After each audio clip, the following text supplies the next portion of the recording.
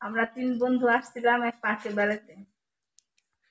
পরে বেড়াতে এসে আমার এক ফ্রেন্ড মানে বন্ধু যাকে ভালোবাসি, সে আমাকে নিয়ে অনেক জায়গায় ঘুরলো, পার্কে ঘুরলো। ঘুরার পরে খাওয়া-দাওয়া করালো। করানোর পরে ৩ বন্ধুকে এক সাইডে রাইখা আমরা এক জায়গায় আসছি গোপনে কথা বলবো। গোপনে কথা বলবো, ভালোবাসার কথা বলতে বলতে সে আমাকে অফার দিছে, সে আমাকে কিস করবে। কিস করবে, ভালোবাসবে, আদর করবে। ৩ বন্ধুকে এক জায়গায় রাইখা আইসা ওই বন্ধুটাকে নিয়ে আসছি। বন্ধুটা অনেক প্যারা দেয়, অনেক অনেক চঞ্চল বন্ধু আমার। তাকেও ভালোবাসি, সেও আমাকে ভালোবাসে।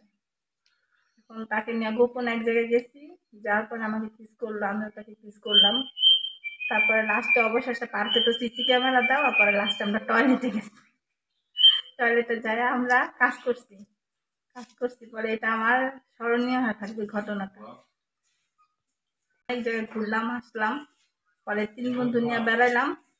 পরে ওই বন্ধুটা আমাকে অনেক ভালোবাসে, গালে কিস করছে, বুকে কিস করছে, অনেক জায়গায় কিস করছে, তার নাকি অনেক সেক্স হচ্ছে। তারপরে অনেক জায়গায় গেলাম, মজা করলাম, অনেক চুমা দিল, হাতাহাতি করলাম, বুকে ধরলো, এই আর কি। এখন খুব ভালো লাগছে আমার কাছে জিনিসটা। কেউ আমাকে এভাবে আর ভালোবাসেনি, বন্ধুটা আমাকে অনেক ভালোবাসে। তারপরে কি বলবো, ভালোবাসার কথা তো বললে তো অনেক কিছু বলা যায়। এখন অনেক কিছুই গোপন থাকে বলার, অনেক কিছুই থাকে কথা বলার জন্য। উম, তার অনেক ইচ্ছা হয়েছে আমাকে ভালোবাসবে, বেড়াইতে আসতে দেয়া পার্কে। তারপর অবশেষে টয়লেটে আমরা কাজ করলাম।